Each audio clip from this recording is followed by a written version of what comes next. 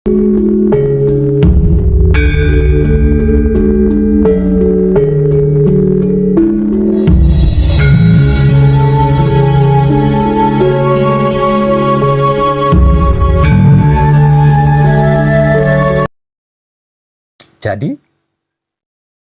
apa itu Yesus? Apa itu Kristus? Apa itu Yesus Kristus? Atau siapa yang menghidupkan? Siapa yang dihidupkan? Siapa yang menghidupi?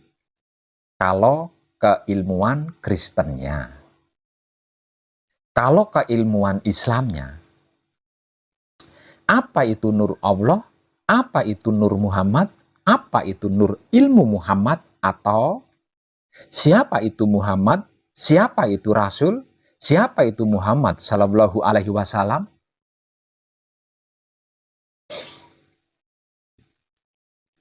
Mari kita simak baik-baik pencerahan dari Wong Edan Bagu berikut ini.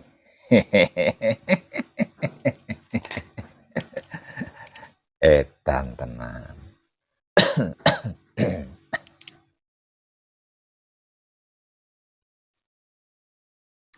Yang menghidupkan.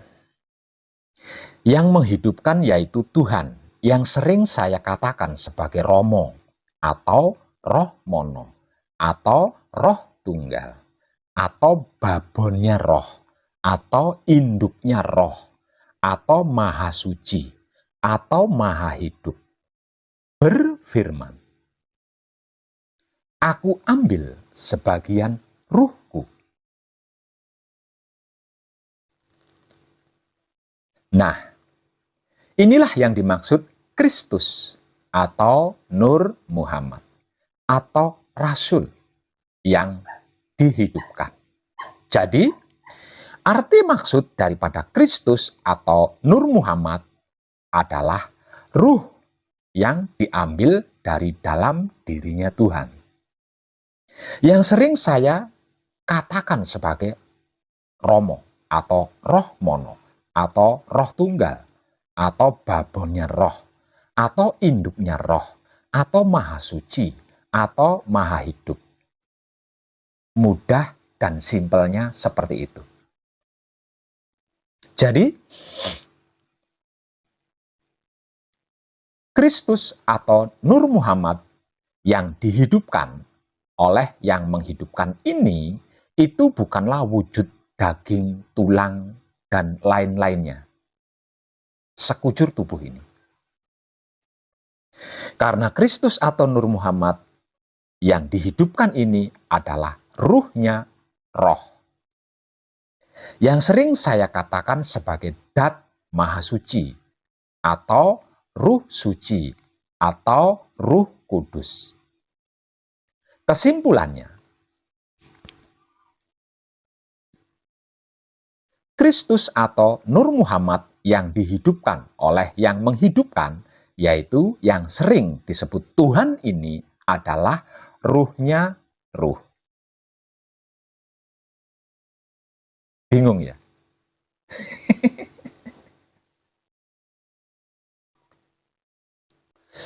Supaya tidak bingung, saya buat sederhana dan simpel sebagai berikut. Roh dan ruh itu berbeda.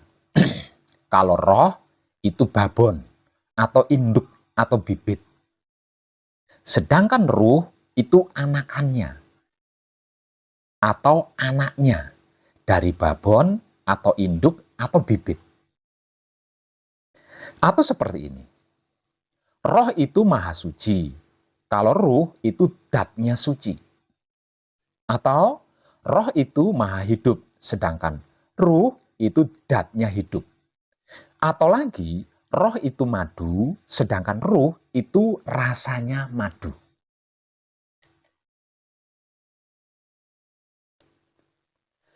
Roh itu yang menghidupkan, sedangkan ruh itu yang dihidupkan. Klik lo ya.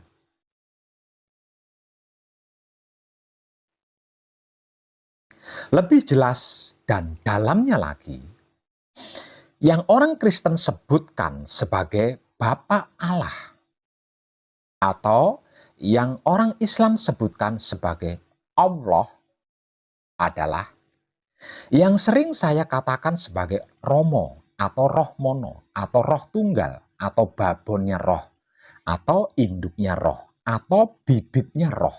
Awal mula sebelum kejadian.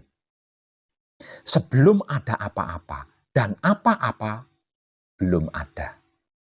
Itu yang pertama ada dan mengadakan apapun ialah Romo atau Roh Mono atau Roh Tunggal atau babonnya Roh atau induknya Roh atau bibitnya Roh atau suci-sucinya suci yang juga sering saya katakan sebagai gaib-gaibnya gaib. Juga sering saya katakan sebagai Maha Suci. Ini yang menghidupkan. Sedangkan yang orang Kristen sebutkan sebagai Kristus atau Al-Masih atau anak Allah, dan orang Islam menyebutnya sebagai Rasul atau Nur Muhammad, adalah yang sering saya katakan sebagai Dat Maha Suci Hidup atau Ruh Suci atau Ruh Kudus. Ini yang dihidupkan, yang sering saya katakan juga sebagai hidup atau Gusti, yang berarti maksud guru sejati. Lalu, kalau yang menghidupi Pak Web, apa dan siapa? Yang menghidupi, ya yang dihidupkan itu tadi toh, yaitu Kristus atau Al-Masih atau anak Allah, kata orang Kristennya. Kalau kata orang Islamnya, Rasul atau Rasul atau Nur Muhammad alias hidup. Yang sering saya katakan sebagai Dat Maha Suci Hidup atau Ruh Suci atau Ruh Kudus atau hidup atau Gusti, yang berarti maksud guru sejati. Yang dihidupkan kan itu toh.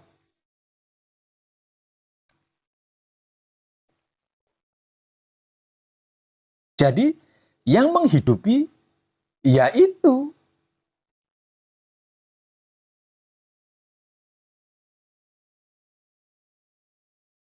yang dihidupi Pak Web, apa dan siapa?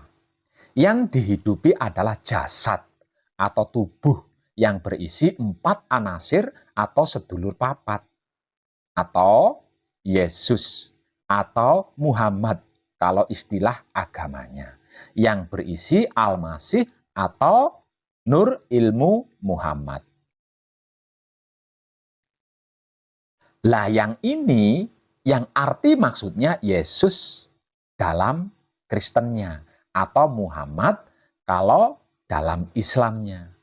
Yang sering saya katakan sebagai manunggaling Kawula Gusti atau sedulur papat kalimo pancer dengan wujudnya. Sering juga saya katakan sebagai putra Romo. Jadi kesimpulannya, yang dimaksud Yesus atau Isa itu adalah manunggaling Kawula Gusti. Maksudnya, wujudnya manusia manunggal dengan 4 anasirnya atau sedulur papatnya. Kalau di Islamnya yang dimaksud Muhammad itu sama, adalah wujudnya manusia manunggal dengan nur ilmu Muhammadnya. Jadi, kalau seluruh manusia hidup di dunia ini, sedulur papat kalimo pancernya manunggal jati semua, berarti semuanya adalah Yesus. Semuanya adalah Muhammad.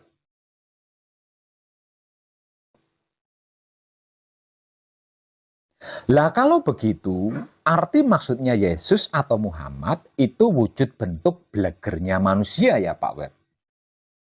Iya, namun bukan manusia yang 4 anasir atau sedulur papatnya belum manunggal. Melainkan manusia yang manunggal dengan 4 anasirnya atau sedulur papatnya. Seperti itu maksudnya. Lah kalau manunggal jati Pak Web, lain lagi tuh. Awas jangan salah tafsir loh ya.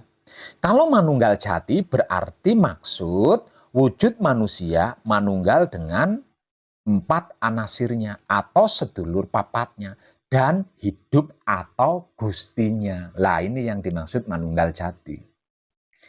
Kalau istilah agama Kristennya, Yesus yang berarti maksud wujud dan 4 anasir yang sudah manunggal tadi, manunggal dengan Kristusnya. Kemudian setelahnya disebut sebagai Yesus Kristus. Jadi di dalam Yesus Kristus atau Isa Al-Masih itu ada wujud, ada 4 anasir dan hidup. Jadi satu kesatuan. Ini yang dimaksud manunggal jati.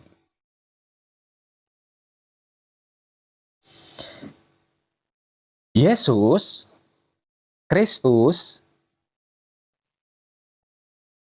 dan Isa Al-Masih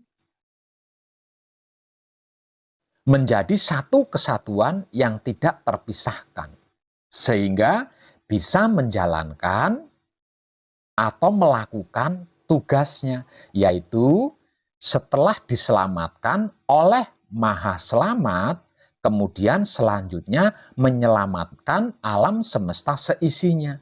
Karena itu Yesus Kristus disebut juga sebagai Sang Juru Selamat.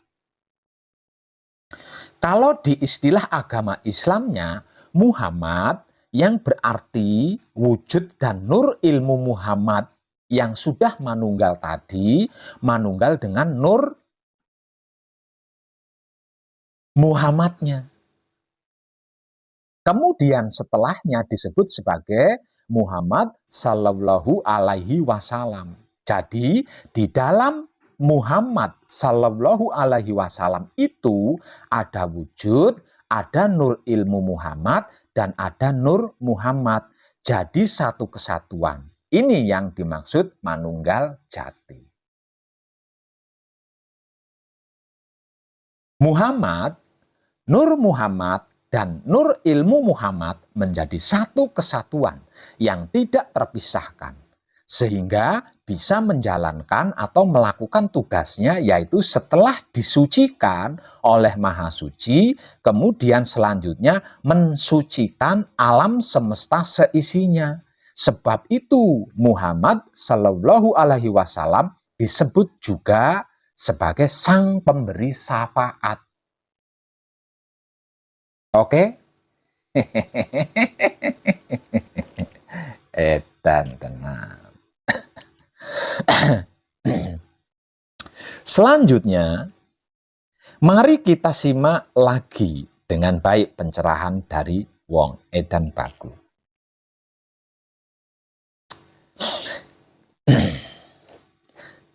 Dalam kekristenannya, kesimpulannya, Tuhan yang orang Kristen katakan sebagai Bapa Allah, yang sering saya katakan sebagai Romo, atau Roh Mono, atau Roh Tunggal, atau babonnya Roh, atau induknya Roh, atau Maha Suci Hidup, adalah yang menghidupkan Ruh Suci, atau Ruh Kudus, atau Dat Maha Suci Hidup, yang orang Kristen menyebutnya sebagai Kristus.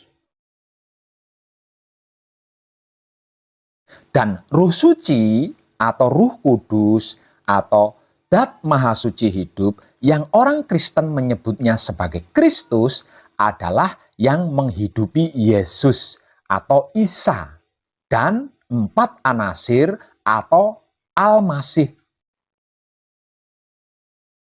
Tersebutlah Yesus Kristus atau Isa Al-Masih. Dan Yesus Kristus atau Isa Al-Masih adalah juru selamat alam semesta seisinya. Dalam keislamannya, kesimpulannya, Tuhan yang orang Islam katakan sebagai Allah, yang sering saya katakan sebagai Romo atau Rohmono atau Roh Tunggal atau babonnya Roh atau induknya Roh atau Maha Suci hidup adalah yang menghidupkan Nur Muhammad, yang orang Islam menyebutnya sebagai Muhammad. Dan Nur Muhammad yang orang Islam menyebutnya sebagai Muhammad adalah yang menghidupi wujud atau raga dan nur ilmu Muhammad. Tersebutlah sebagai Muhammad Sallallahu Alaihi Wasallam. Dan Muhammad Sallallahu Alaihi Wasallam adalah syafaat bagi alam semesta seisinya. Nah, dengan ini maka yang perlu kita renungkan dengan kesadaran cinta kasih sayang hidup kita sebagai seseorang yang telah mengenal dirinya siapa, dirinya dari mana, dirinya untuk apa, dirinya hendak kemana. Kalau pengikut Yesus Kristus sebagai Sang Juru Selamat alam semesta seisinya, sudahkah panjenengan menyelamatkan walau hanya seekor kuman yang juga menjadi bagian dari isi alam semesta ini? Kalau pengikut Muhammad Sallallahu Alaihi Wasallam sebagai sang pemberi syafaat alam semesta seisinya, sudahkah memberi syafaat walau hanya pada seekor bakteri yang juga menjadi bagian dari isi alam semesta ini?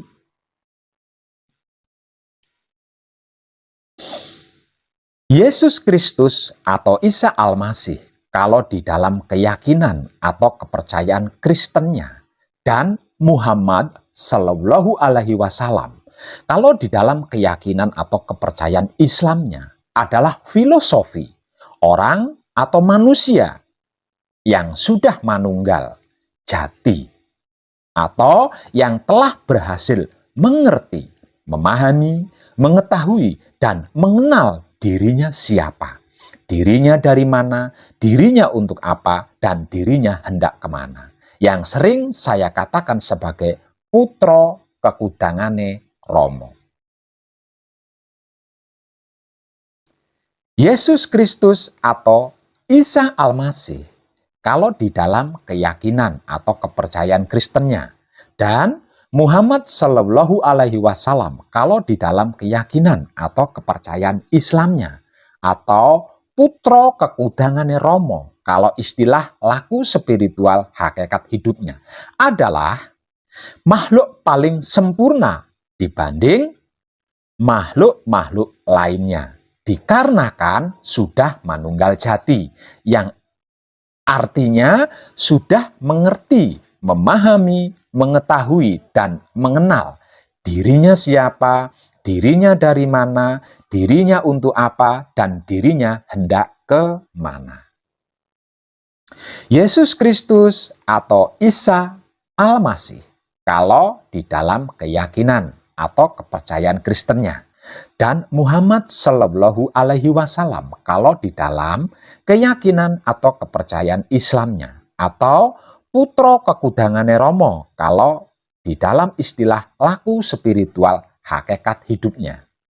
Ini memiliki kemanusiaan yang normal, sekaligus keahlian, keilahian yang lengkap. Kemanusiaannya yang normal dan wajar serta alami atau natural menunjang semua kegiatan normalnya dalam daging. Sedangkan keilahiannya melaksanakan pekerjaan Maha Suci hidup itu sendiri.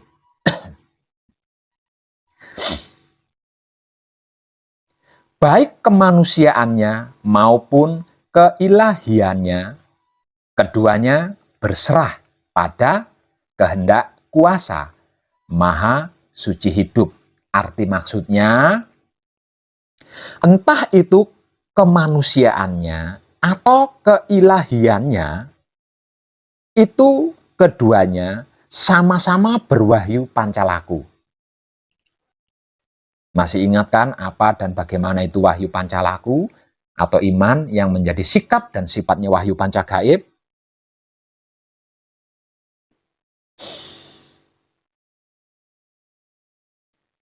Substansi Kristus dan Nur Muhammad adalah Ruh Suci atau Ruh Kudus atau keilahian. Oleh karena itu, substansinya adalah substansi Maha Suci hidup itu sendiri. Substansi ini tidak akan menyela pekerjaannya sendiri, dan ia tidak mungkin melakukan apapun yang merusak pekerjaannya sendiri, ataupun mengucapkan perkataan yang bertentangan dengan kehendaknya sendiri. Ruh yang menghidupkan daging adalah Kristus atau Nur Muhammad. Dan karena itu Kristus atau Nur Muhammad yang bisa memberikan kebenaran kepada orang-orang adalah Romo. Artinya roh mono atau roh tunggal atau babonnya roh atau induknya roh atau maha suci hidup. Sesungguhnya tidak ada yang aneh dan berlebihan dalam hal ini.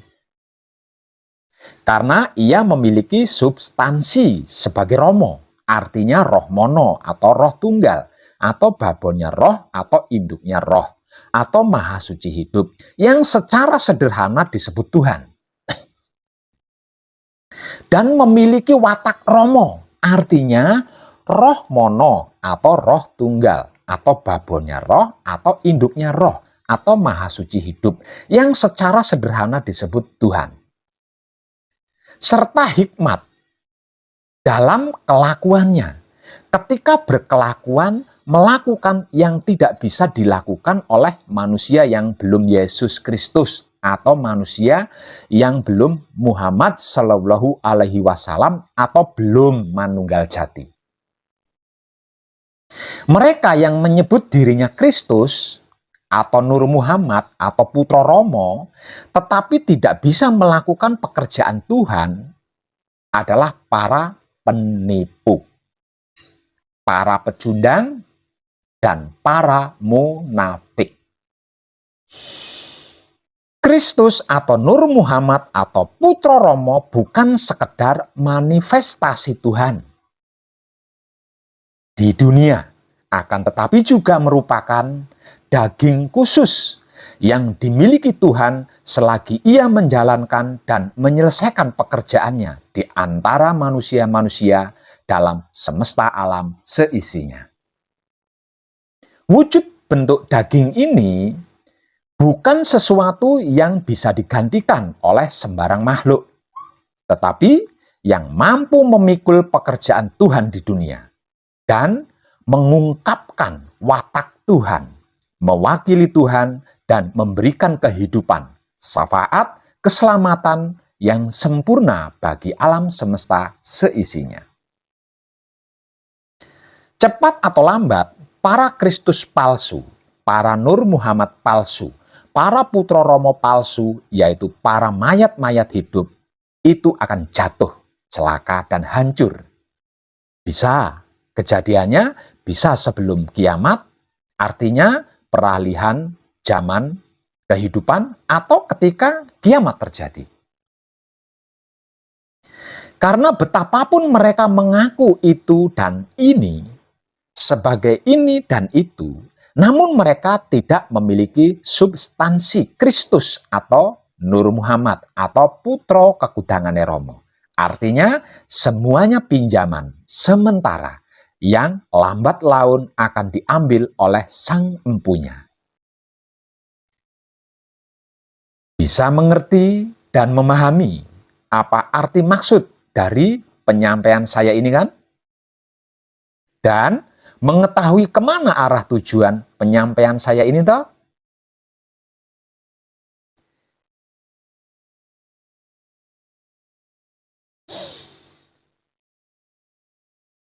Kalau iya,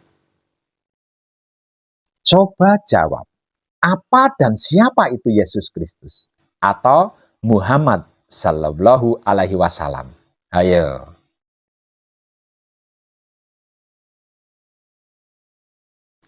Itu sang pemimpin yang adil, seadil-adilnya bagi dirinya sendiri dan alam semesta seisinya.